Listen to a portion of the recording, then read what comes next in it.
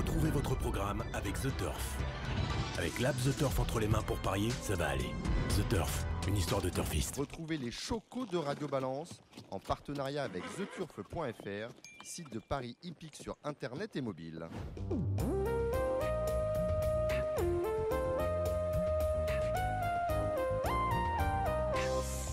Bonjour, je suis Dominique Cordier, vous écoutez Radio Balance. Bienvenue au Cardinal chez Ludo, au place de la Porte de Saint-Cloud, dans le 16e arrondissement de Paris. Et présent à mes côtés, Gilles Curin. Salut Gilles. Bonsoir Dominique, bonsoir à tous. Grand dimanche pour vous, Gladys des Plaines. Samedi. Samedi, et qui sera monté offensif, parce qu'il faut bien montrer quelque chose pour son retour au trop monté. Nous aurons avec nous Cédric Philippe. Salut Cédric. Bonjour chers amis, moi aussi je vais être très offensif aujourd'hui. Cédric Philippe de Paris Turf. Nous aurons en ligne tout à l'heure Alexandre de Koopman, avec lequel nous ferons, et Gilles y participera, les pronostics du trot du week-end. Et Dieu sait si on a un programme chargé tant samedi que dimanche, avec deux courses qualificatives, la Q3 et la Q4 au Prix d'Amérique Races The Turf. Et deux invités dans cette émission, dans une vingtaine de minutes, Blanche de Grandvilliers, qui est avocate et qui connaît le milieu hippique sur le bout des doigts. On verra tout à l'heure pourquoi. Et j'ai souhaité réentendre le docteur Jean Servanti. Bonsoir, docteur. Oui, bonsoir. Alors, il y a quelques mois de cela, on était un peu... je ne sais pas si on était en avance sur notre temps, mais j'avais souhaité vous interroger sur les infiltrations. Et c'est un sujet qui nous a passionnés dans Radio Balance la semaine dernière. Il y a eu quelques passes d'âme assez mémorables entre Gilles Curins, qui est ici, et Frédéric Danlou, le secrétaire général de l'association des entraîneurs propriétaires. Aucun n'était d'accord sur la chose. Le fait est qu'en y réfléchissant, il y a 20 ou 30 ans, l'infiltration, ce qui est un soin apporté au cheval, qu'il soit de course ou au cheval, cette infiltration, il y a une vingtaine d'années, c'était l'exception. Et aujourd'hui, on s'aperçoit que c'est la règle. On a eu une contribution intéressante la semaine dernière également d'un propriétaire, M. Philippe Faucampré, qui disait qu'il serait bon que dans le livret signalétique du cheval, les infiltrations qui sont prodiguées soient inscrites. Il ne semble pas que les sociétés mères soient en phase avec cette demande, tout simplement parce que cela pourrait plomber, entre guillemets, le marché des réclamés. J'ai souhaité, docteur, que vous soyez avec nous pour qu'on fasse le point sur les infiltrations. Vous êtes contre. Vous trouvez aujourd'hui, un peu comme nous, qu'elles sont faites en trop grand nombre et parfois à outrance. Et je voulais faire le point pour ceux qui nous écoutent et qui ne sont pas au fait de ces choses-là. C'était votre programme avec The Turf. Avec l'app The Turf entre les mains pour parier, ça va aller. The Turf, une histoire de turfiste. Je suis juste celui qui peut-être lève le plus haut la voix sur les réseaux sociaux à ce sujet-là. Ça me va très bien jusque-là. Comment ? Ça me va très bien jusque-là. Et en même temps, c'est pas une question de est-ce qu'on est pour ou contre. C'est est-ce qu'on est pour une infiltration qui est faite dans une bonne indication, avec un bon respect du cheval et avec des bonnes précautions pour éviter d'aggraver une pathologie. Donc moi, bien sûr que j'ai des choses à dire sur les infiltrations. En même temps, il y a une réflexion qui est menée de façon importante actuellement avec les sociétés de course, l'ordre des vétérinaires.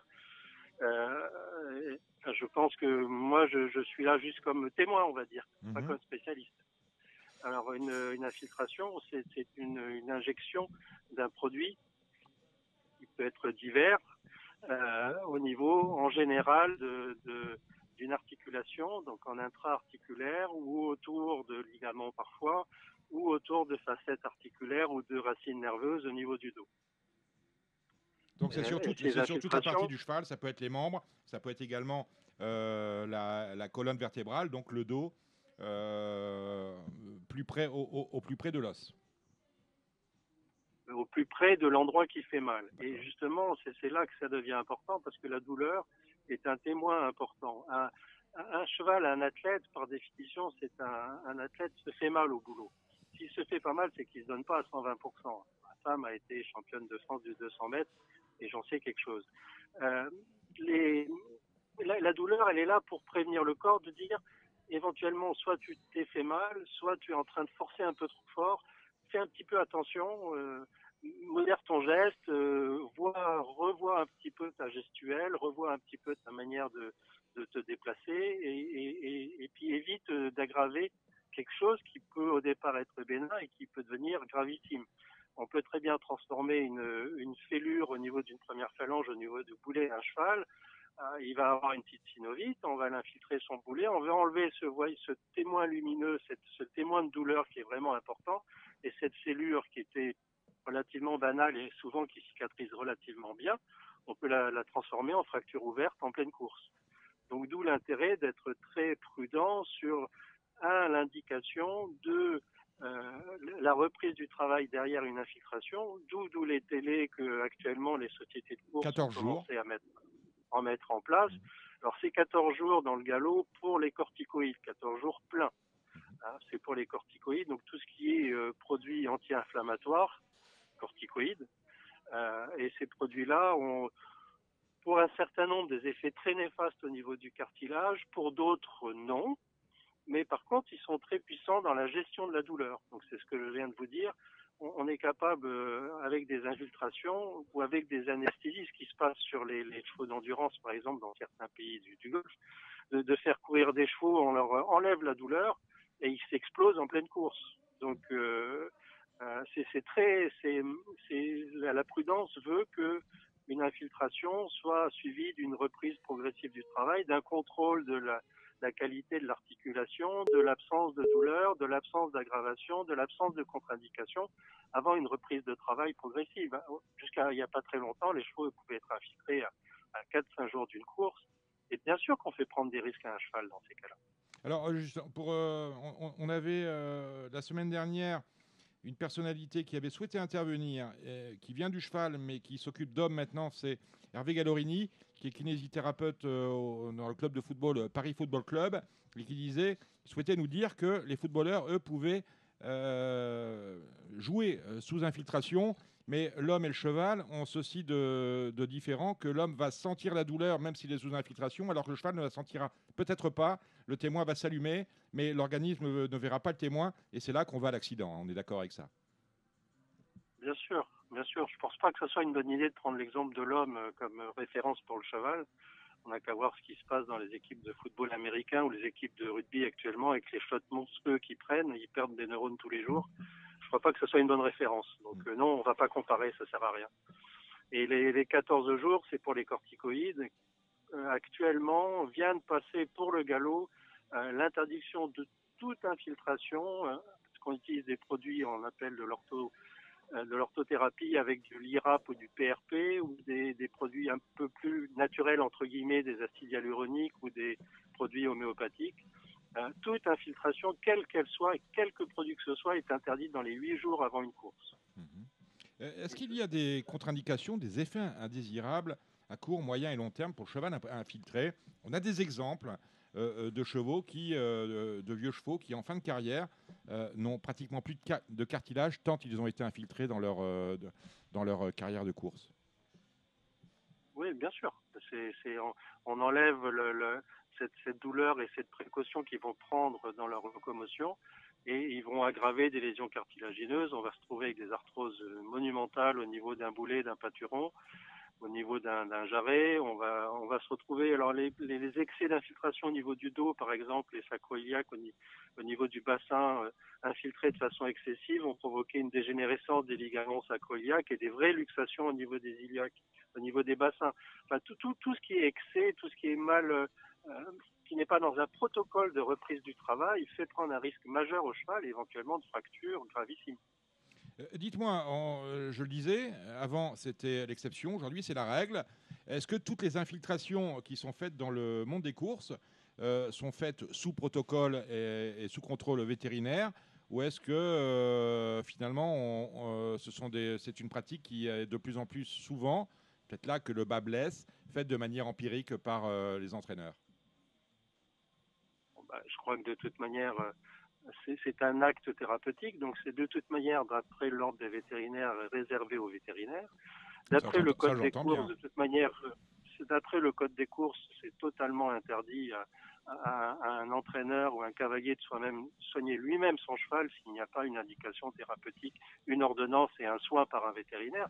Donc ça me paraît, je sais pas, complètement aberrant, même si effectivement, malheureusement, le présent ou la réalité nous demande d'être un peu moins naïfs, mais non, c'est clair que de toute manière, le vétérinaire est le pivot essentiel dans les soins du cheval. Ça, c'est la théorie, et il y a sans doute loin de la pratique à la théorie. Dernière question au docteur, est-ce qu'il y a des alternatives à l'infiltration? Alors moi, la première chose que je voudrais dire, c'est, parce que là, je vois bien, vous faites allusion à un certain nombre d'affaires récentes, le monde des courses n'est pas un monde pourri. Il y a des brebis galeuses, il y a des gens qui agissent mal, qui utilisent des produits interdits, qui utilisent des produits interdits ou des produits autorisés mais dans un délai interdit, etc. Enfin, mais c'est pas la majorité des gens, et je veux vraiment insister là-dessus. On est quand même dans un monde où la surveillance, le contrôle antidopage, les contrôles sont vraiment majeurs dans le monde des courses du cheval. Donc d'abord, j'avais envie de dire ça. Ensuite, votre question, c'était, j'ai oublié. L'avis du vétérinaire est-il obligatoire, essentiel, superflu? Quelles sont les alternatives à l'infiltration? Oui, d'accord. Alors, les alternatives, la première chose, c'est de comprendre pourquoi un cheval a mal quelque part.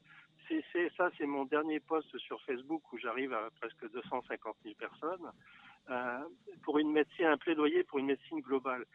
Il ne faut pas se précipiter, c'est le problème un peu des jeunes vétérinaires actuellement, souvent sous la pression des entraîneurs, de certains entraîneurs ou de certains propriétaires, se précipiter pour infiltrer une articulation qui fait mal, mais remontons en amont. Pourquoi est-ce que ce cheval a mal là?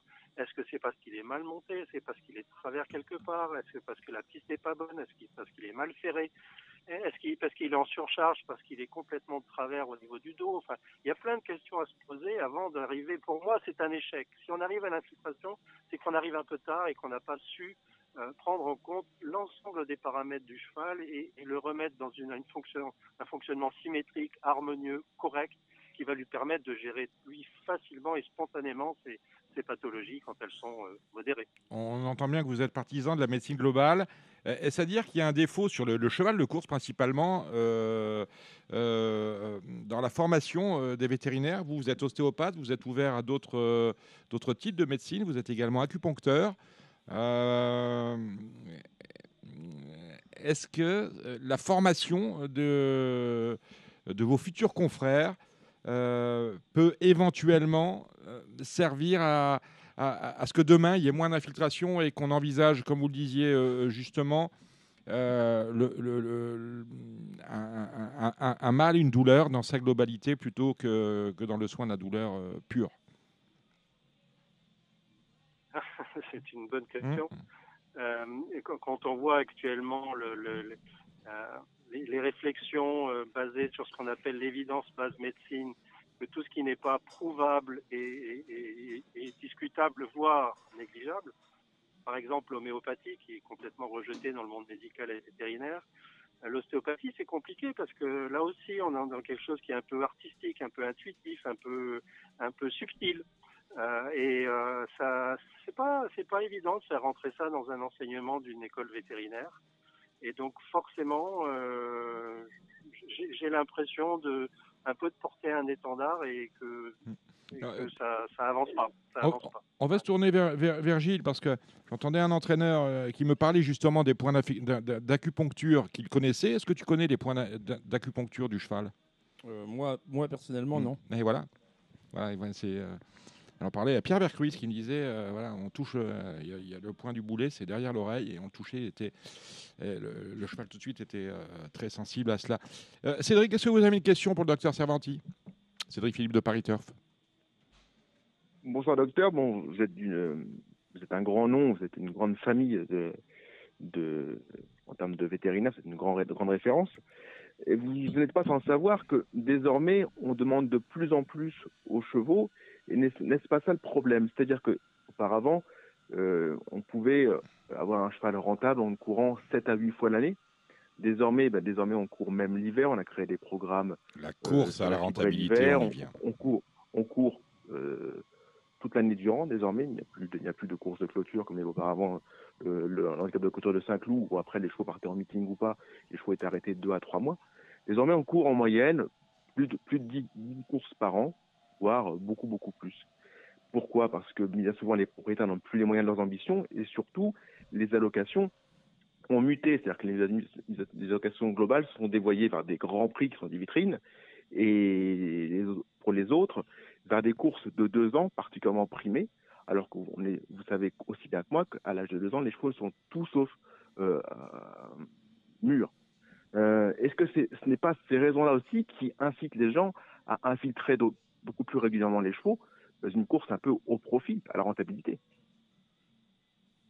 Oui, je pense que c'était la réflexion que j'avais eue dans le poste où je parlais justement des excès d'infiltration et que je crois que c'est une réflexion que beaucoup à la fois d'entraîneurs, de cavaliers, de vétérinaires ont. L'homme de cheval est en train de disparaître au profit d'un homme qui investit dans un souci de rentabilité.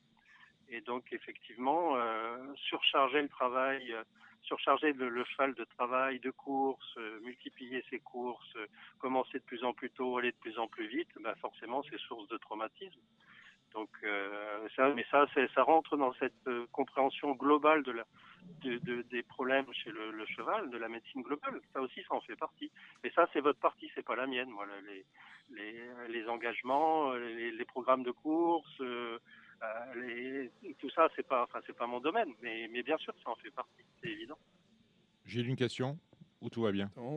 Oui. Le docteur Servanti Gilles Curins a infiltré dans sa jeunesse. À quel moment il s'est rendu compte qu'il fallait qu'il arrête d'infiltrer les chevaux?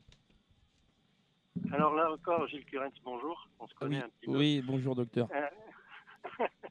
Non, encore une fois, j'ai dit au départ, j'étais pas pour ou contre. J'infiltre toujours à minima le moins possible parce que pour moi, c'est comme je disais tout à l'heure, c'est un échec.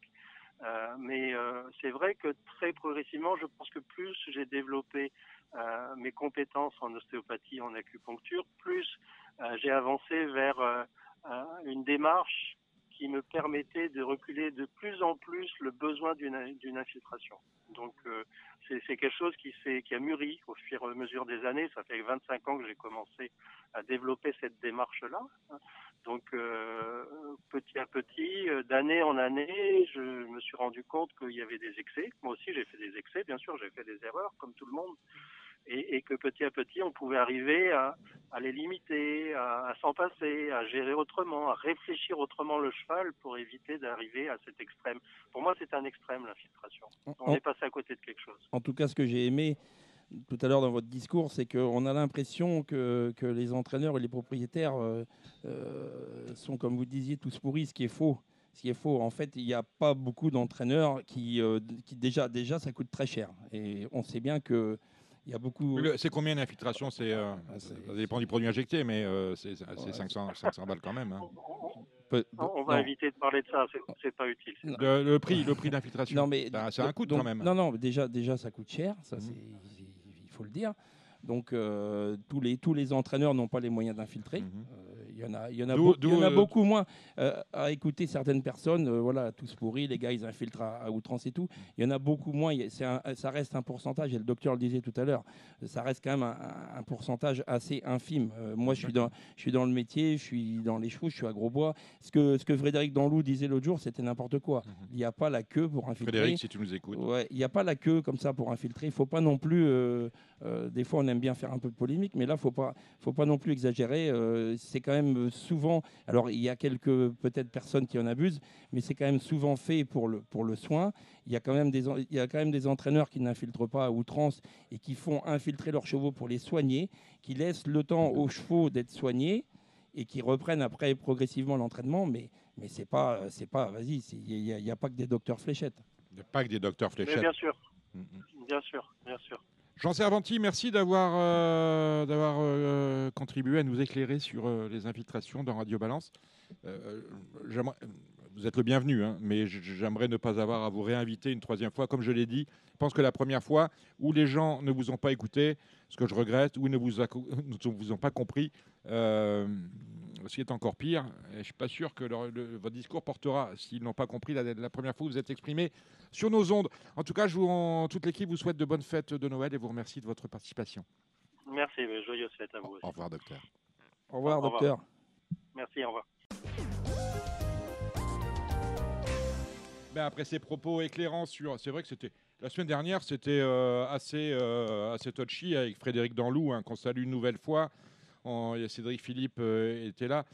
C'était sympa, mais il fallait le dire. Et je pense qu'il faut vraiment s'intéresser au fait d'aller mettre dans le livret ce que l'on fait autour du cheval, et notamment ces fameuses infiltrations. On va reparler bien évidemment de l'affaire Rossi. Alors il ne va rien se passer pendant 15 jours. Nous sommes en pleine... les vacances judiciaires commencent ce soir. Donc il ne va rien se passer.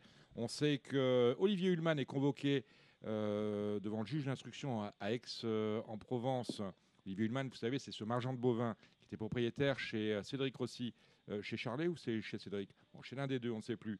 Et lui, il est convoqué à Aix. Chez Charlet, Dominique. Chez Charlet. Il a été entendu par la police des Jeux et des Courses à Strasbourg. Ça, on le sait. On sait aussi que Jacques Rossi, le frère de Frédéric, le père de Charlet et Cédric, reprendrait sa licence d'entraîneur.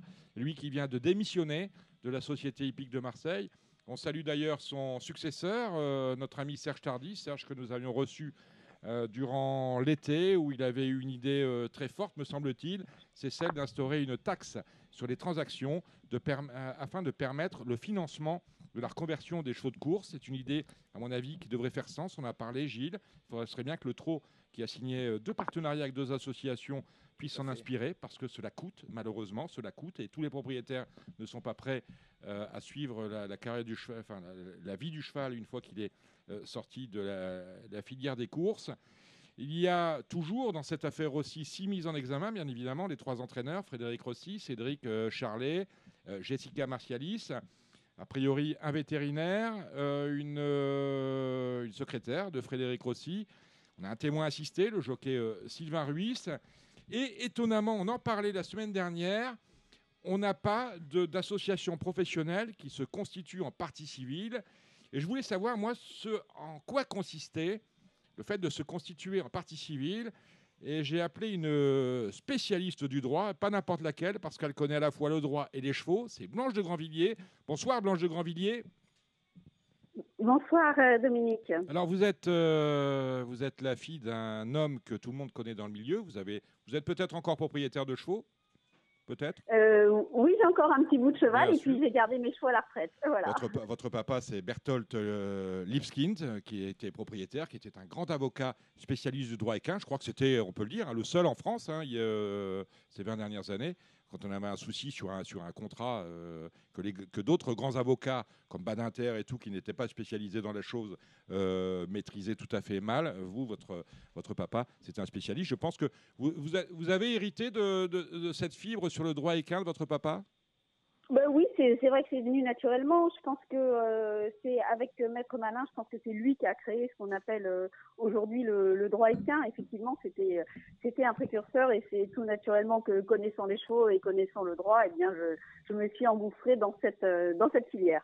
Et on vous entend tous les matins de la semaine sur une radio qui nous est chère à tous les deux, sur RTL, avec Julien Courbet. Ah, c'est une fois par semaine. Une fois par semaine, c'était le jour où je l'avais le matin à Deauville.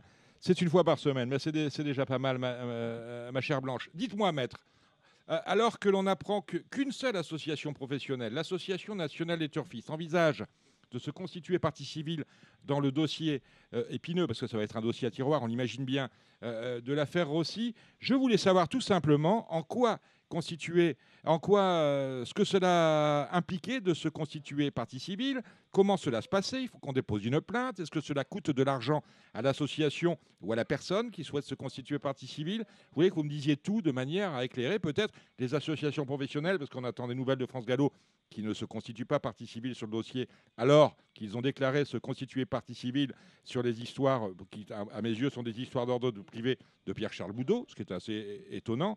Là, pour le coup, il s'agit de défendre ses adhérents, pas de partie civile. Des associations professionnelles, on pense aux associations d'entraîneurs. Nous recevions la semaine dernière Frédéric Danlou, le secrétaire général de l'AEP, ne nous a pas dit si oui ou non son association y allait, mais la tendance est non. C'est quoi, Blanche de Grandvilliers, se constituer partie civile sur un dossier pénal comme celui de l'affaire Rossi? Alors, premièrement, la première chose que je voudrais indiquer, c'est qu'il n'y a aucune urgence pour se constituer partie civile. Hein. Donc, on peut se constituer partie civile jusqu'au dernier moment de la procédure et même jusqu'au jour de l'audience. Donc, le fait que pour le moment, personne ne se soit encore constitué partie civile et que certains envisagent de le faire, vous avez parlé d'une association de turfistes, je pense que France Gallo envisage aussi de le faire. Ils ne sont pas pressés, si vous voulez. Hein. On sait que l'instruction, vous l'avez dit vous-même, c'est un dossier épineux, ça va prendre du temps. Donc, ils ont tout loisir de se constituer partie civile au moment opportun. Et je vous ai dit, ils peuvent même le faire au dernier moment. Donc, on conçoit très bien que ce ne soit pas encore fait. Je voudrais juste rebondir sur ce que vous venez de dire. Effectivement, dans une affaire de mœurs, on peut se poser la question de savoir si un organisme de tutelle est recevable à faire une constitution de partie civile. Ça m'arriverait. Je vous interromps. Si ça m'arrivait à moi, je serais très en colère. Je veux dire, éventuellement, ça ne les regarde pas. Ben, il faudrait en tout cas qu'ils justifient quel est leur intérêt. Bon, là, dans les dossiers dont on parle aujourd'hui, c'est vrai que bon, il y a l'image des courses, il y a la régularité des courses, l'argent public, l'argent des parieurs, surtout, vous l'avez indiqué. Donc, effectivement, en application de l'article 2 du Code de procédure pénale, les organismes de tutelle et d'autres associations professionnelles peuvent se constituer partie civile. Alors, en quoi ça consiste? Eh bien, on rédige une plainte que l'on adresse au juge d'instruction, qui demande d'abord les réquisitions au ministère public, qui demande au procureur ce qu'il pense de cette demande de constitution de partie civile, et ensuite le juge décide si oui ou non il la juge recevable. Donc c'est une vraie décision qui peut même faire l'objet d'un appel. Sur quels critères est-ce qu'on juge ou non recevable cette demande de constitution de partie civile? Eh bien l'intérêt, est-ce qu'il y a un préjudice possible? Voilà, c'est ça, c'est l'intérêt à agir en fait. Hein. Donc, en application de l'article 2 du Code de procédure pénale, qui précise bien toutes les personnes dont l'objet social, par exemple, vise quelque chose qui peut justement être mis en danger par les faits qui sont incriminés, c'est cet élément qui va justifier si oui ou non le juge d'instruction va dire bien oui, vous êtes recevable à vous constituer partie civile, sachant qu'on le rappelle, les mis en examen sont des gens présumés innocents. Hein, donc pour le moment, c'est une constitution de partie civile qui permet, si jamais la culpabilité est reconnue, et notamment par un renvoi ensuite devant le tribunal correctionnel, qui ensuite vous permettra plus tard de demander des indemnités. Donc, effectivement, c'est là le nœud, c'est soit l'objet social, soit les éléments que vous allez apporter à l'appui de votre plainte qui vont dire, bah oui, effectivement, le juge d'instruction va dire, bah, il y a potentiellement un préjudice, donc on peut admettre cette constitution de partie civile. Alors maintenant, quel droit... Pardon. Allez-y, maître. Je voulais dire quel droit ça donne, cette constitution de partie civile. Ben, en fait, elle donne quand même pas mal de droits à la victime, et c'est tout à fait logique, parce que on est dans un état de droit, donc les mis en examen sont présumés innocents, mais on donne quand même accès à la victime à un certain nombre de prérogatives. Elle peut notamment, et là ça intéresse les organismes de tutelle, elle a notamment accès à l'intégralité du dossier pénal. Donc elle peut savoir tout ce qu'il y a dans le dossier. C'est-à-dire qu'ils peuvent avoir accès à toutes les écoutes. C'est ça, à tout ce qu'il y a dans le dossier. Pas seulement à toutes les écoutes, on renvoie à tous les éléments, à toute la procédure. Et ils peuvent même faire ce qu'on appelle des demandes d'actes. Ils peuvent écrire au juge d'instruction en disant moi je voudrais que vous entendiez telle personne ou telle autre personne, que vous fassiez telle démarche, etc. Donc ils ont quand même des prérogatives qui sont assez importantes. Hein. La seule chose qu'ils ne peuvent pas faire, c'est effectivement faire appel, par exemple, d'une décision de renvoi en prison, etc. C'est-à-dire qu'en étant partie civile, je peux moi aussi finalement orienter l'enquête en disant ça me plaît moyennement, ça plaît... voilà, Je peux donner mon avis. Ça me plaît moyennement. C'est pas tellement l'idée que ce qui est fait vous plaît ou vous déplaît, mais par contre, ça vous permet de donner aux magistrats instructeurs et aux enquêteurs de nouveaux éléments pour améliorer l'enquête. C'est plutôt dans cet esprit. Alors, améliorer l'enquête, ça peut être notamment pour défendre vos propres intérêts ou les intérêts de ceux que l'association représente. Donc, c'est un peu l'idée, c'est enrichir l'enquête.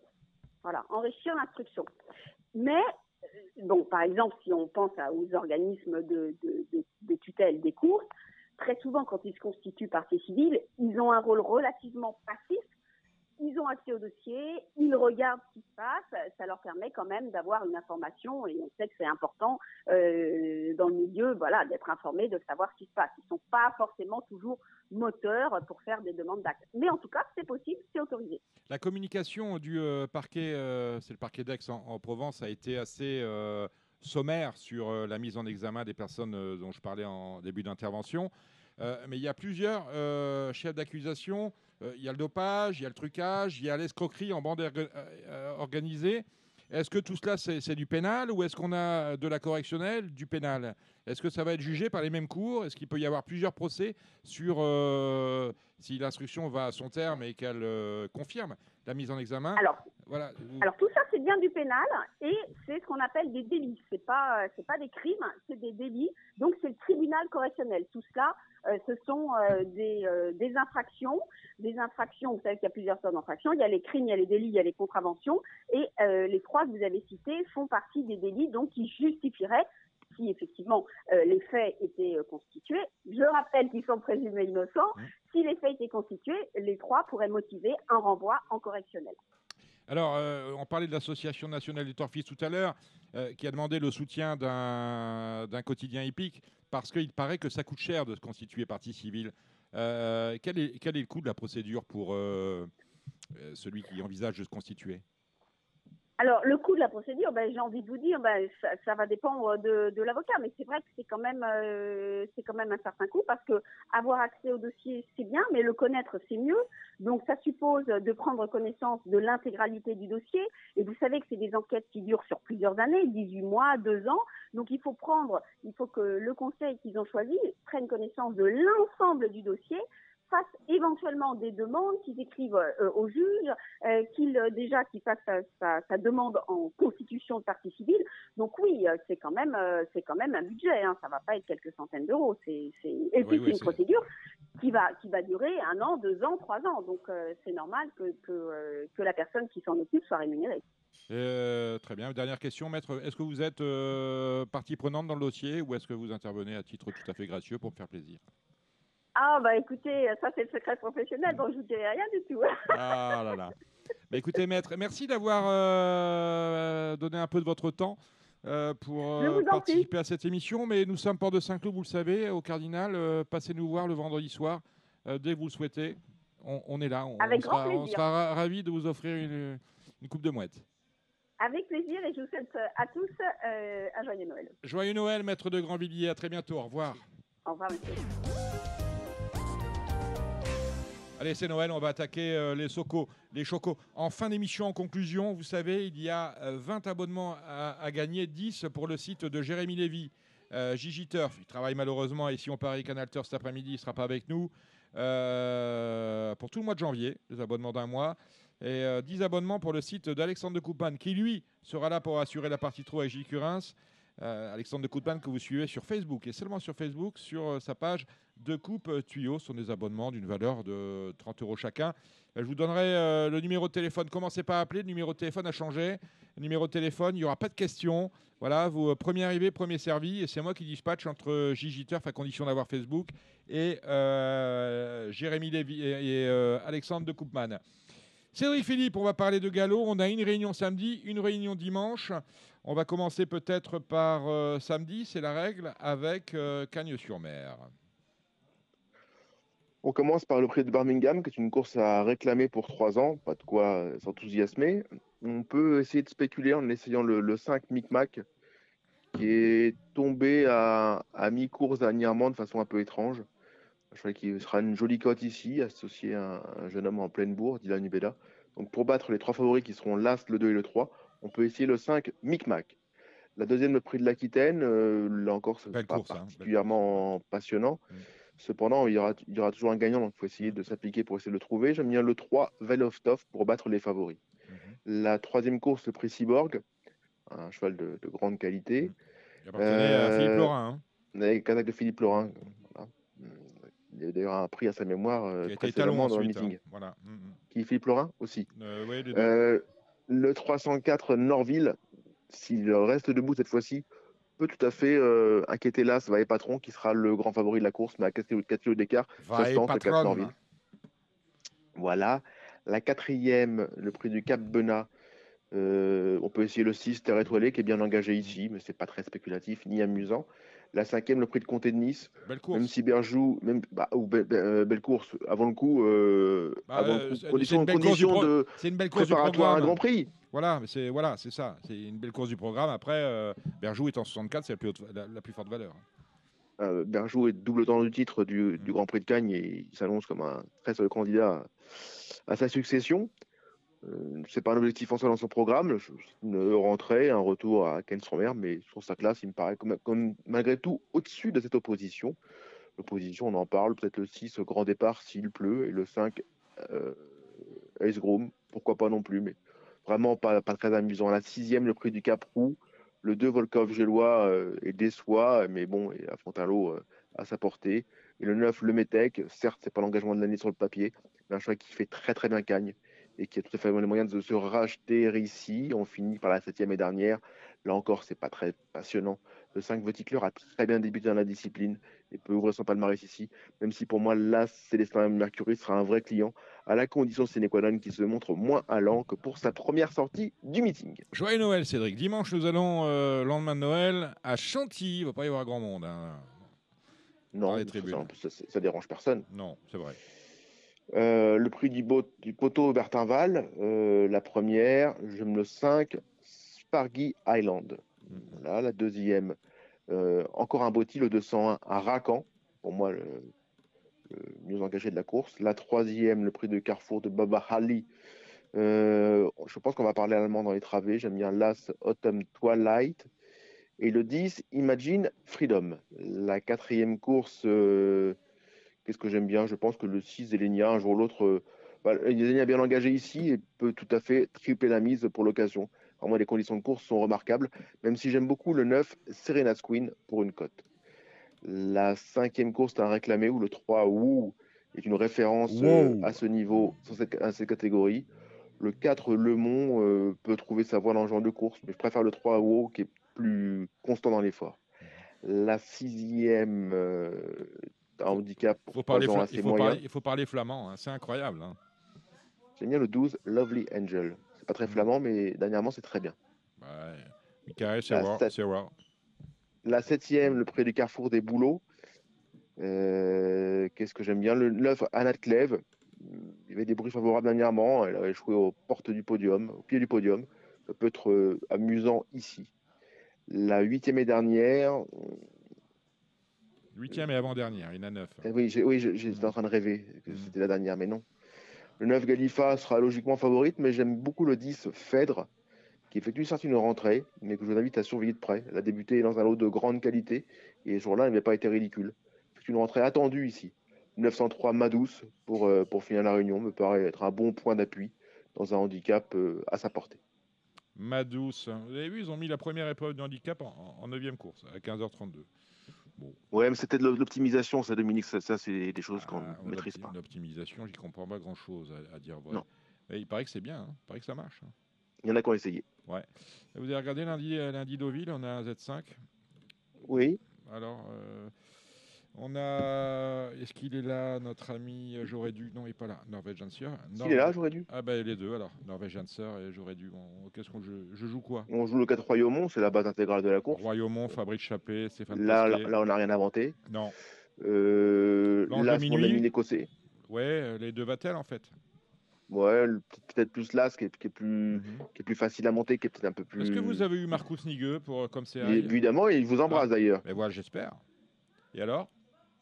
Comme Say Hi, je vous invite à lire les colonnes de l'entraînement dans Paris Turf, mais plus sérieusement, Comme ça, le cheval reste en belle condition physique. Marcus est tout sauf négatif. D'accord. Et vos trains, à la fois à 40 contre 1, c'est pas mal. Il nous a fait un petit coup de Forza, un petit coup de Widok. C'est un ancien pensionnaire de Kevin Borgel, tiens, qu'on salue. Hein, oui, mais il a un ancien entraîneur aussi dans la Marsalis aussi, qu'on salue. On salue tous. Hein. Non, mais, voilà. Un peu d'humour, ça fait toujours du bien. Ça fait toujours du bien. Voilà, il faut parfois. Mais alors, vous savez que la semaine dernière, on a beaucoup rigolé. Certains nous l'ont reproché. On a affaire à des internautes extrêmement sérieux. Dès que tu fais un pas de travers, tu t'en prends plein la tête. Je trouve que l'autre jour, la semaine passée, on a fait une émission très sérieuse. Et je pense que les gens qui ont pensé qu'on en rigolait, je peux vous dire une seule chose, c'est que c'est tout sauf rigolo ce dont on parle. Exactement, voilà. Message envoyé avec de timbre pour être sûr que ça arrive. On va maintenant passer au trot. Mon cher Cédric, merci d'avoir participé à ce Radio Balance de Noël. On va passer au trot avec Alexandre de Koopman et Gilles Curins. Souhaite de joyeux Noël, hein, mon cher Cédric, et ne kidnappez pas le Père Noël une fois qu'il sera descendu dans votre cheminée. J'en ai besoin pour mes 20 abonnements à Gigi Turf et à De Coupe Tuyau. Salut Cédric. À bientôt, et comme diraient nos amis poètes, espérons que le 25, nous mettions la bûche aux opérateurs. La bûche aux opérateurs, c'est ce qu'on vous souhaite, chers amis. Allez, on continue avec le trot. Marre de parier sans jamais être récompensé ? TheTurf.fr est le seul site à vous proposer un vrai programme de fidélité, accessible à tous et quels que soient vos types de paris. Rejoignez-nous dès maintenant sur TheTurf.fr. Et nous avons plaisir de retrouver, Gilles, vous êtes là depuis le départ, retrouvons... je dis retrouvons parce qu'on a déjà enregistré le making-of des prix d'Amérique Récise The Turf et vous avez une analyse très pointue avec beaucoup d'infos signée Alexandre de Koopman. Bonsoir Alexandre de Koopman. Bonsoir Dominique, bonsoir tout le monde. Bon, on a un petit programme samedi, jour de Noël, sur l'hippodrome de Vincennes avec un Z5 événement, le prix de Lectour et presque un penalty, le 13 Farrell 7, même s'il rend 25 mètres. Ah, je sais pas, moi. Là. Il est en train de me dire que c'est le cheval des caves. Non, c'est pas ça. C'est que y a un cheval que j'aime beaucoup qui s'appelle Festival d'Orient, numéro 8. Oui, qui vient de renouer avec le succès, tant qu'on l'attendait. Voilà, et l'hiver dernier, ce cheval-là, il avait battu Farrell 7 à poteau égal. Donc je me dis qu'avec 25 mètres d'avance... Mais il était peut-être FD4, Festival d'Orient, on cherche... Non, il était comme ça. Il était comme ça, il était déféré des postérieurs et certainement plaqué comme il va l'être là. Oui, qui n'était pas déclaré à l'époque. C'était pas déclaré à l'époque, mais là, le cheval vient de renouer avec la victoire. C'est un cheval de froid. Mais en plus, Romain Derieux a annoncé qu'il allait mettre des artifices pour la première fois. Donc, moi, je serais plutôt pour Festival d'Orient devant Farrell 7. Voilà, on a peut-être le couplet gagnant. Avec qui on les associe, Alex ? Je pense qu'il faut reprendre le 9 Fanatic Flash, le 7 Falco Fleury qui a fait une superbe année. J'aime bien deux outsiders en tête, c'est le 4 Express GD, un cheval en retard de gain. J'aime bien également le 5 Forest Dark, c'est un peu mon abonnement. Le 3 Favici Pasmaré et le 10 Frisson d'amour, je jouerais plutôt en tête dans cette épreuve, à part Farrell 7. À part Farrell 7. Gilles ? Ouais, moi c'est pas Farrell 7. Moi je pense comme Dominique, il va être très difficile à battre. Il est très régulier, il fait vraiment toutes les arrivées. Donc avec l'aide du très grand Jean-Michel Bazir. Moi je lui associe le 7 Falco Fleury qui est un cheval qui est très régulier. Puis le 3 Favici Pasmarik qui vient de surprendre et qui à mon avis va répéter, associé à David Thomas. Ensuite le 310 Frisson d'amour qui est bien engagé, vraiment à la limite du recul. Et si j'avais un petit outsider à rajouter, ce serait Enzo Slipper, le 12. Ah, il m'a cassé les pieds celui-là, parce que les 3 dernières courses sont mauvaises. Ouais, mais c'est un cheval dur. Après, c'est le meilleur chrono sur le parcours. Voilà, c'est sûr qu'à 25 mètres, c'est pas toujours facile, mais c'est un cheval dur. Il pourrait bien être 4-5 avec une cote plus qu'intéressante. Moi, quand je suis dur, je suis premier. Je vous le dis quand même. Allez, on commence le premier, c'est le prix de Couche. Non, c'est le prix de Conche. 2200 mètres, on est sur la petite piste. Alors, c'est bientôt fini, hein. Alors, demain, on est le jour de Noël, on attaque avec une course sur la petite piste. Et le temps que ça monte au cerveau, un jour, on aura peut-être...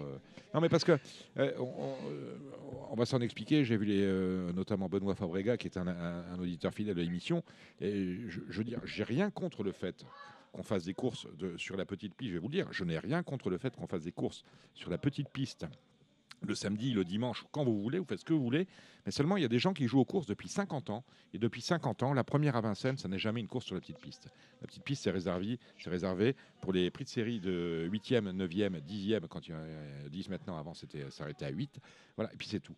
Et là, la distance a changé. Alors, pour celui qui fait le papier, il va avoir 2200 mètres. Ce n'est pas un parcours de grande piste, il le sait.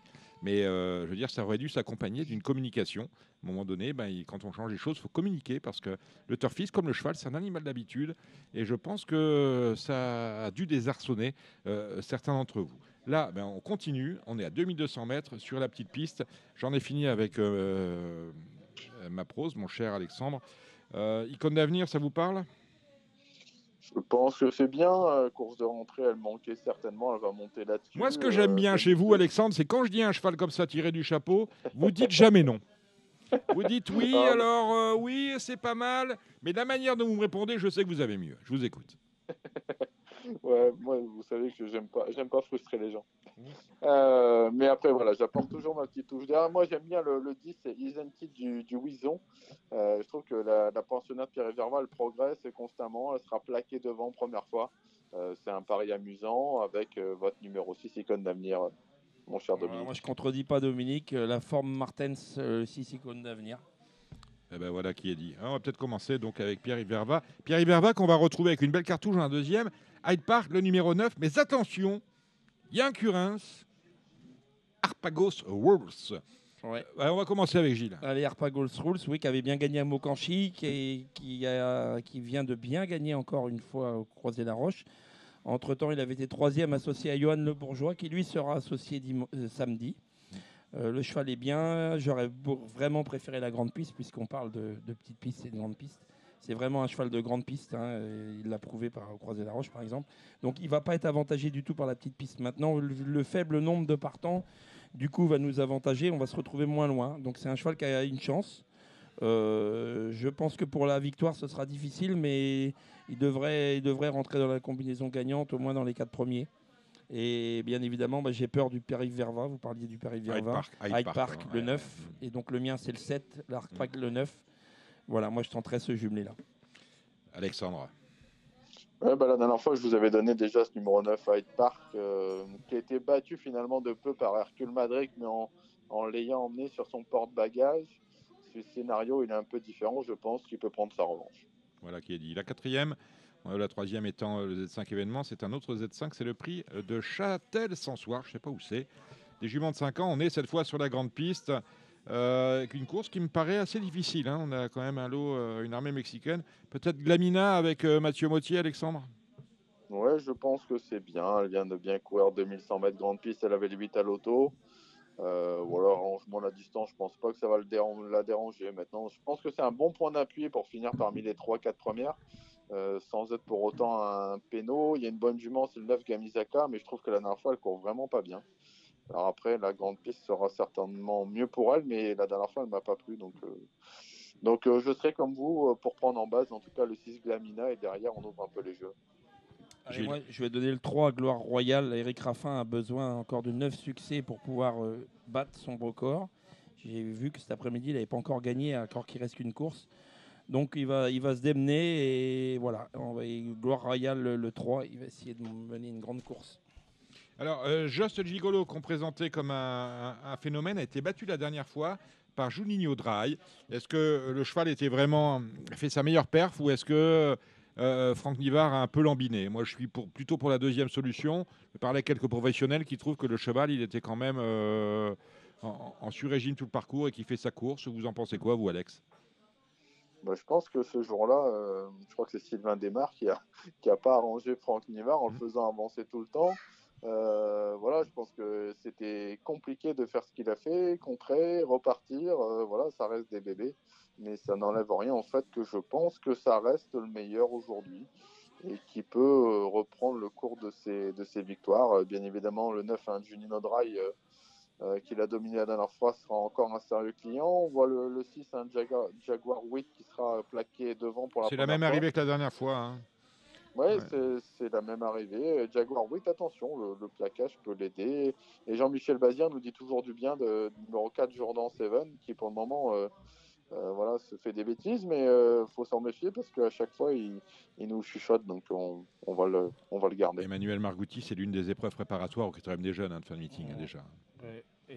Moi, j'aime bien Joiner Sport dans cette épreuve. Il a été malheureux l'autre jour, il parlait de démarre tout à l'heure. Joiner Sport, c'est le deuxième à l'air de la course, le numéro 8. Voilà, il était très malheureux l'autre jour parce qu'il s'est fait complètement éponger dans le dernier tournant.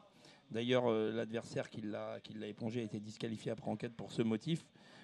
Philippe Allaire était chaud ce jour-là. Le cheval venait vraiment de bien gagner la fois précédente à Graigne. Donc moi, je pense qu'il peut battre son compagnon d'écurie, Just Gigolo. Et puis derrière, je voudrais bien le cheval de mon ami Gérard Olivier, Junior de Draille, qui répète, ainsi que le cheval à Jean-Michel Bazir qui se fait attendre, mais qui est estimé. Voilà.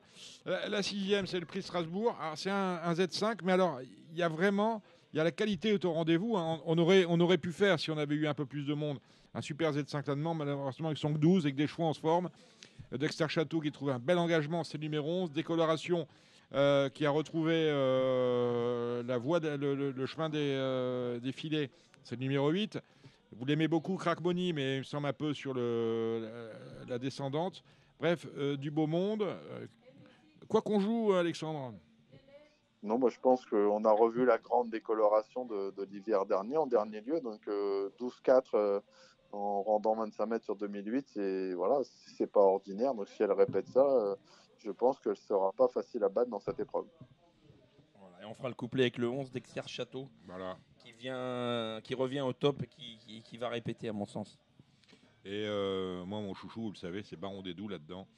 Il y a encore de l'argent à prendre dans cette catégorie. Et on finit avec vous, Gilles. Gladys des Plaines. On finit avec Gladys des Plaines, oui. Alors, allez, de toute façon, elle les connaît, elle les a tous battus. Elle est en plein sur sa distance. Elle est en plein sur sa distance. À la base, je devais la courir plaquée et ferrer des postérieurs. La jument a vraiment bien travaillé. Je me dis quand même que c'est quand même un semi-classique, c'est des belles courses. Et donc j'ai mis tous les atouts de mon côté, j'ai changé la ferrure. Bon, je la gardais ferrée parce que je la déferrerai des 4 queues pour le prix du Cornulier. Donc elle est plaquée devant des fers Top Gun et elle sera déferrée des postérieurs. J'ai changé au dernier moment. Du coup, j'ai pas mis l'emoji parce que vous savez que je suis un amoureux des emojis. Ouais, vous avez mis quoi? J'ai mis l'emoji orange. Tiens, on n'en a pas parlé des emojis. On devait changer la règle. Il y a eu un comité, un conseil d'administration. Les emojis, c'est appelé à évoluer. Ça va. Il va y avoir une 4e couleur ou pas? Ouais, ça va évoluer. 4e couleur, je ne sais pas exactement. Je ne suis pas sûr. Peut-être. On va en sucrer une. Ça va évoluer. Oui, ça va évoluer. D'accord. C'est amené à évoluer. Mais rassurez-moi, parce que moi, je suis comme vous. J'aime bien les emojis. Ça va évoluer dans le bon sens. Oui, il y aura sûrement une 4e couleur. Ça va évoluer. Ah, ben voilà. J'ai cru que vous n'alliez pas le dire. Non, mais ça va évoluer. Bon. Après, il n'y a rien de définitif et la commission ne s'est pas encore réunie pour trancher. Gladys, elle est bien. J'aurais mis l'emoji vert finalement. J'aurais dû mettre l'emoji vert. J'ai mis le orange. Je vous dis, j'ai changé au dernier moment la ferrure et j'aurais dû changer. Il était question, les emojis, qu'on puisse les changer justement une fois la déclaration sur le site. On pouvait. C'est moi tout simplement qui est pas. Non, mais aujourd'hui, vous pourriez changer. Voilà, le changer aujourd'hui. Oui, pourquoi pas. Oui, c'est vrai que ça. C'est pas mal que ça puisse évoluer parce que finalement. Vos adversaires, on les connaît. Il y a Georgica GD, il y a Grand Vitesse Bleu. Vous apprenez que finalement l'une des deux n'est pas bien. Vous dites, finalement, j'ai un vert. Voilà. Les courses, c'est une matière vivante. Vous voyez, vous comprenez ce que je veux dire? Dominique, on a du mal à mettre le bon emoji. 2 jours après, je pense pas que les professionnels vont y retourner dessus. Oui, mais Gilles, si vous lui mettez la possibilité de changer la veille, il le fait. C'est pas impossible. Puis moi, ça se transformera en vert parce que tout le monde sait que je suis toujours un peu chaud. Enfin, il faudra battre Grand Vitesse Bleu, Dominique, qui déférait des 4. Et je pense qu'entre Gladys des Plaines et Grand Vitesse Bleu, les valeurs se sont vraiment resserrées. Donc Grand Vitesse Bleu déféré des 4 et ça va être vraiment une sérieuse cliente. Et puis la nouvelle venue, la Georgica GD. Ouais, mais Gilles, d'accord, il faut battre cela, mais vous n'avez pas peur. Ah, mais j'ai jamais eu peur de personne. Alexandre, il a raison, Gilles, quand il dit Georgica GD, Grand Vitesse Bleu sont les juments de la course. Oui, surtout Grand Vitesse Bleu avant le coup, même si Georgica est une valeur montante, mais Grand Vitesse Bleu, après voilà, il fallait avoir la vie de Gilles pour savoir ce qu'on fait. L'ordre établi, normalement, c'est Gladys devant Grand Vitesse. Reste à savoir si Gladys est vraiment prête. Gilles a l'air de dire que oui, donc ça se tente comme ça, évidemment. Il a failli y mettre vert, vous l'avez bien entendu. S'il pouvait changer aujourd'hui, il nous aurait mis un vert. Bon, allez, dimanche, c'est bien évidemment les Q3 et Q4, les qualificatifs 3 et 4 des prix d'Amérique Races The Turf avec la 3. C'est la 4e course, le prix Critérium Continental. C'est une course attelée internationale, un groupe 1 avec les meilleurs 4 ans du moment au départ. Qui joue-t-on, mon cher? On va commencer avec vous, Gilles. Et moi, j'aime beaucoup le Jean-Michel Bazir, le Hockerberry, parce que Jean-Michel, il a la forme, il vient de gagner Critérium la dernière fois. Le 9, malgré le numéro 9. Je pense qu'il est tout à fait capable de sortir ce numéro, surtout son driver. Ouais. C'est un cheval qui aime bien les parcours de vitesse. Moi, je pense qu'il peut. Moi, je le vois gagner. D'accord, très bien. Ensuite, je vois bien Hirondelle Cibé qui a subi un contretemps. J'aurais préféré qu'elle ait une course de plus dans les jambes, mais bon, disons que son entraîneur doit être capable de l'avoir bien préparé. Je pense qu'il en est tout à fait capable et il a dû le faire. Le 9, le 3, Onek, une valeur sûre à ce niveau, qui fait toutes ses courses, qui va absolument faire l'arrivée. Voilà, c'est les Michelons tout ça. Hein. Voilà, Hokkaido Giel, le 16, qui vient de changer de driver et qui est capable du meilleur comme du pire. Un outsider, je vous donnais le cheval du président, le 8, Blef Dipa, qui a gagné le derby italien des 3 ans. Et qui a eu... c'est Kazakh du président Barjon. Tout à fait. Holger Klaus Ellert. Voilà, son entraîneur a mis l'émoji vert et le cheval. Attendez, le papa de ce cheval-là, c'est Mister JP. Mister JP, exactement. Et c'est Jean-Pierre Barjon également. C'est son étalon. Tout à fait, son étalon. Et donc ce Blef dit pas, moi je lui vois une chance. Il vient de faire 2 courses de préparation parce qu'il a eu quelques petits problèmes de santé. Il fallait qu'il revienne à son niveau. Et je pense qu'il peut créer une surprise. Et puis je rajouterai. Non, c'est tout. Joue dans un LS5. Voilà, on va aller voir après le fils de Mister JP. On va aller voir Mister AD. Qu'est-ce qu'on joue, Alexandre? Course très ouverte, mais qui peut s'avérer être rémunératrice au niveau du jeu, comme à chaque fois. Hein. Comme à chaque fois. Comme à chaque fois. Donc, pour moi, base intégrale, le 3 Onek. Je pense que là, si Hirondelle Cibé, c'est également une base pour finir dans les 5 premiers. Je garde le 2 à Vanesse, même si c'est pas trop son sport. Après, le 16, Hokkaido Giel, c'est un peu mon chouchou, donc je le reprends. J'aime beaucoup le 10, un Ben Gurion Jet, que j'ai vu gagner cet été dans un chrono assez fabuleux.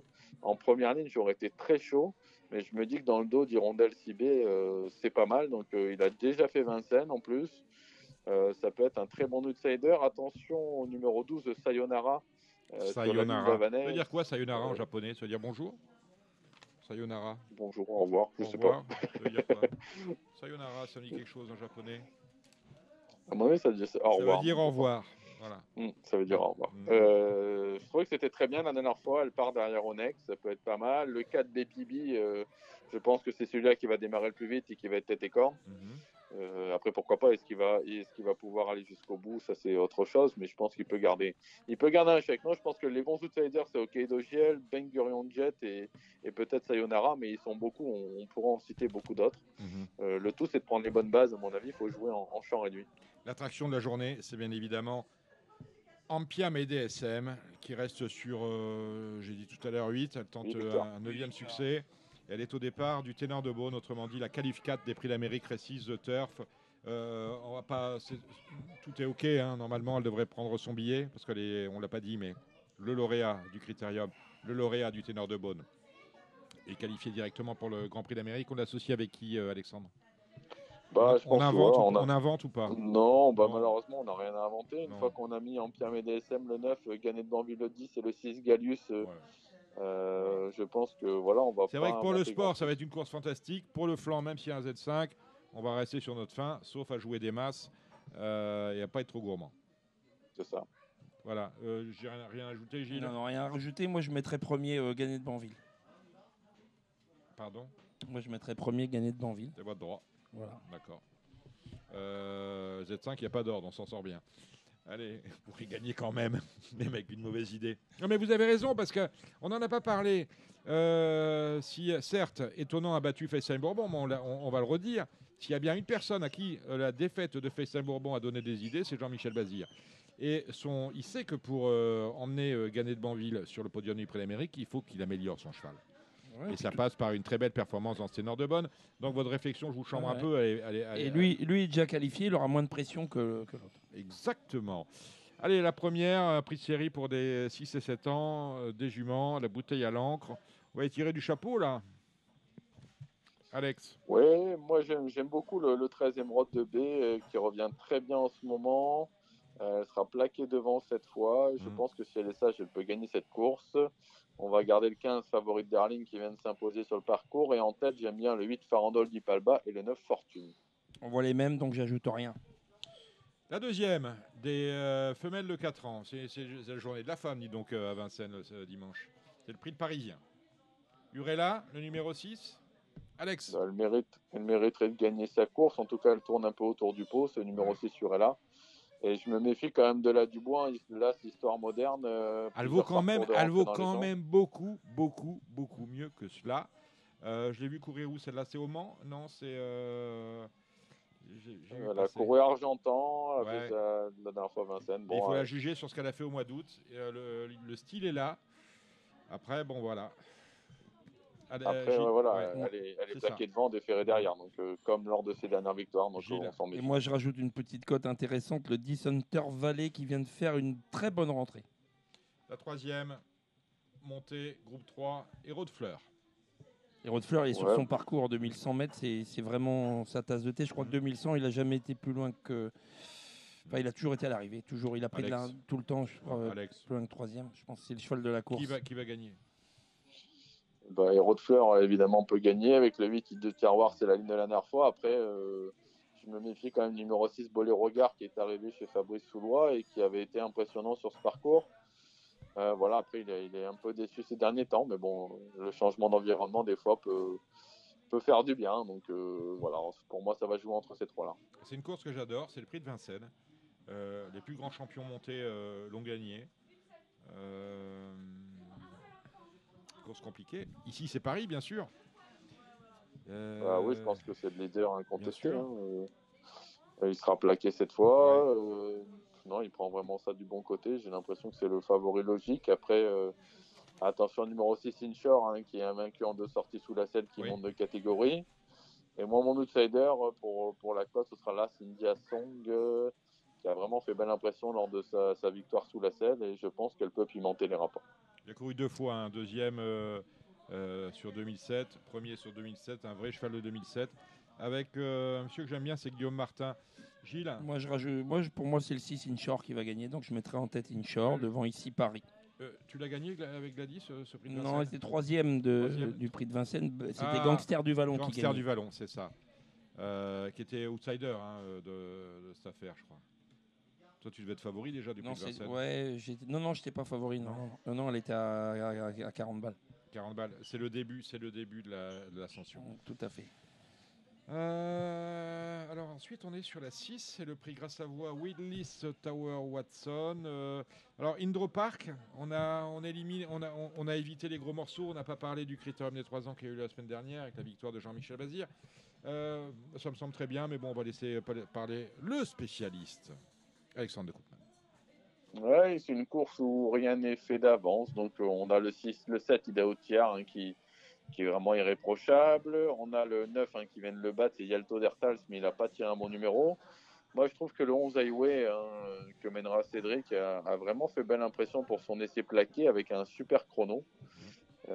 Faudra négocier la position en seconde ligne, mais je pense que c'est vraiment un bon cheval et 2100, ça va lui plaire.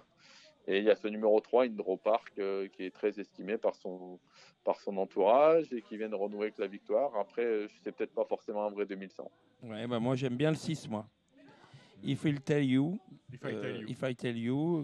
drivé par Franck Ouvry. Moi, je vois ça. Et puis, évidemment, Indro Park avec la grande forme de son driver, François Lagadec. La 8e, c'est une course de vieux chevaux, 8, 9, 10 ans. On est sur les 2100 mètres de la grande piste. Sectar, ça vous parle, Alexandre? Après, c'est un peu faute de combattant qu'on va reprendre Sectar, qui retrouve Franck Nivard. Après, il n'a aucune référence, courte distance. Il n'a jamais couru 2100 mètres. Non, il est plaqué en plus. Il est plaqué. Ils vont reculons sur l'histoire quand même. Après, sur ce qu'il a fait de mieux, évidemment, que c'est une toute première chance, ils vont un lot comme ça. Il y a le 9, Divalo, qui est un spécialiste du parcours, mais il va falloir composer avec ce numéro en dehors.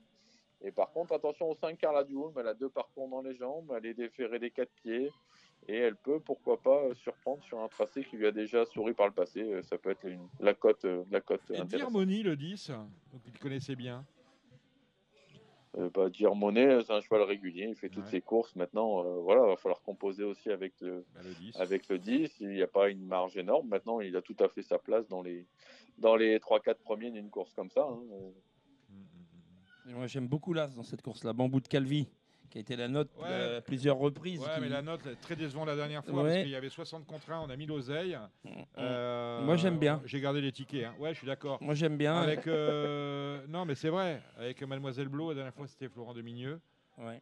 Bon, il retrouve Mademoiselle Blo, il a fait des très bonnes tentatives avec. Ouais, mais j'aime bien Mademoiselle Blo. Hein. Voilà. Bon, moi j'aime bien celui-là. J'aime bien celui-là. Et puis le 9 d'Ivalo, malgré son mauvais numéro Autostar, parce qu'il a été vraiment très malchanceux la dernière fois. Mademoiselle Blo, c'était à Laval, je crois qu'on était encore à huis clos en début d'année. On était là-bas pour Ici on Paris, c'était au mois de mars. Et c'est la première fois qu'une femme me dit ça. C'est aujourd'hui ou jamais. Elle sortait avec un vieux cheval. Mademoiselle Blo, que je trouve le nom de son cheval automonté. Best of Bourbon, non? Best of Bourbon. Elle sort avec. Il a failli gagner Best of Bourbon il y a 2 jours. Bien sûr, avec Best of Bourbon. Et elle était très en colère. Et je lui dis c'est comment? Elle me dit c'est aujourd'hui ou jamais. C'était un Z5 et elle en a pris la 4e place à 100 contre 1. Et on a touché grâce à elle. C'est aujourd'hui ou jamais. Elle est en forme. Ça m'est resté. Elle est très gentille en plus. Bien, on a fait le tour de cette 8e. Oui, il me semblerait que oui. Je pense, ouais. L'Ultima, c'est Gently de Muse avec Nico Bazir, c'est la 9e. Ouais, il a couru 2 fois en étant des 4 et 2 fois il a gagné. Donc je pense que ça peut lui permettre de rester invaincu dans cette configuration. Mais papa a pris Gribouille. Papa a pris Gribouille, oui, qui m'a un peu laissé sur ma faim quand même la dernière fois. Après, le numéro est meilleur pour Gribouille, évidemment. Après, il faudra battre aussi le 6, un Golden Sutton qui vient de bien s'imposer sur ce parcours. C'était la course de rage, il marchait 11,5. Donc voilà, moi je suis plutôt Gently de Muse et Golden Sutton. Et moi je suis le 5, Gaspard d'Angis, qui devrait refaire parler de lui, à mon avis, prochainement. C'est le Baudouin de service, donc moi c'est le 5. Il faut penser à nos amis du Sud-Est. On a une réunion de course à Cannes-sur-Mer. Vous avez regardé, Gilles? Non, du tout. Quelques petits chevaux pour Cannes-sur-Mer. Vous avez la parole, mon cher Alexandre. J'ai pas trop regardé, malheureusement, non plus Cannes. Faute de temps. Faute de temps. Écoutez, c'est très gentil d'avoir participé à cette émission spéciale Noël. Je vous remercierai de la même manière la semaine prochaine pour l'émission spéciale Réveillon de Nouvel An. Je vous souhaite un très joyeux Noël à vous et à vos proches, mon cher Alexandre de Koopman. Et on fait gagner des abonnements pour Gigi Tuyau en fin d'émission. Pas de questions, juste un numéro de téléphone. On envoie SMS, on en parle. 2 coupes tuyaux pour moi. 2 coupes tuyaux, c'est ça. J'ai dit quoi? C'est Jérémy. Tu as fait un combiné des deux entre J'ai moi dit et quoi? Gigi Tuyau. Gigi Tuyau, voilà. Mais ça peut marcher aussi. Ça peut marcher aussi. Merci Alexandre. Je vais créer ça. De rien. Bon Gilles, merci à vous aussi d'avoir participé à ce Radio Balance. Merci Dominique. La semaine prochaine, tout le monde sera au téléphone. Moi, je suis ranger les voitures la semaine prochaine. Si vous pouvez venir, il y a notre réalisateur qui sera au Cardinal, porte de Saint-Cloud, chez Ludo. Il sera tout seul. On lui mettra une bouteille de... Pas trop, hein. Non, pas trop de champagne quand même pour aimer. Aimé Cana, c'était notre réalisateur de cette émission spéciale. On le salue, on salue ceux qui ont fait le déplacement, à commencer par Gilles Curens, notre président normand. Salut, à très bientôt. Voilà, et puis on va supporter bien évidemment le Diesel plein samedi. On salue José Bruno de la Salle qui, comme d'habitude, nous fait l'amitié de passer. Salut ceux qui sont au téléphone avec nous, Cédric Philippe de Paris Turf, mais également nos invités, le docteur Jean Servanti, vétérinaire, acupuncteur, ostéopathe. Salut également Blanche de Grandvilliers, avocate, je crois que c'est à la Cour de Paris. Voilà, avocate à la Cour de Paris, grande spécialiste du droit équin, qui nous a expliqué ce en quoi consistait que d'être, de se constituer partie civile. Vous étiez sur Radio Balance. Ah si, il ne faut pas que j'oublie de vous donner le numéro de téléphone où vous allez envoyer. Alors soyez gentils parce que après je suis obligé de vous renvoyer des textos. Vous mettez juste votre nom, votre prénom, votre adresse postale et cela rendra service à tout le monde si vous mettez également une adresse mail de manière à vous inscrire. Les 20 premiers seront servis. On vous fait gagner pour Noël 10 abonnements à Gigi Turf, 10 abonnements à De Coupe Tuyau pour le mois de janvier. Vous verrez ça avec Alexandre de Koopman, De Coupe Tuyau et Jérémy Lévy pour Gigi Turf. C'est moi qui dispatcherai et ensuite vous verrez avec les patrons de ces deux sites. C'est le cadeau de Radio Valence. Il y en a eu beaucoup cette année. On a eu le livre de Jacques Pau, que de mémoire on vous a fait gagner, c'est en début d'année. Le livre de Teresa Rêvé qu'on avait reçu dans cette émission et qui a écrit une superbe, je vous incite à la lire, superbe biographie de François Maté, le maître entraîneur, aux éditions Taillandier. Vous étiez sur Radio Valence et je vous donne tout de suite le numéro de téléphone. Allez, oui, le numéro de téléphone, alors, vous voulez connaître, je vous ai dit qu'il est changé, non, je vous ai menti, parce que sinon vous auriez tout de suite composé le même, vous l'avez enregistré. Vous faites le 07 64 08 48 51, 07 64 08 48 51, vous nous mettez votre nom, votre prénom, une adresse mail, votre adresse, votre numéro de téléphone, j'aurai dans le SMS bien évidemment. Les 20 premiers qui nous envoient un SMS recevront un abonnement soit de Deux Coupes Tuyaux. Si vous n'avez pas Facebook, précisez-le, parce qu'Alexandre de Coupin et Deux Coupes Tuyaux ne sont que sur Facebook.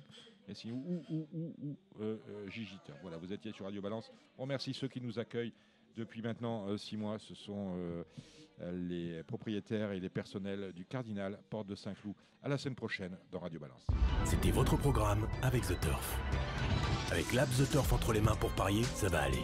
The Turf, une histoire de turfiste. C'était l'émission Radio Balance. Transformez les conseils des experts en gains grâce aux 150 € de bonus pour l'ouverture de votre compte theturf.fr.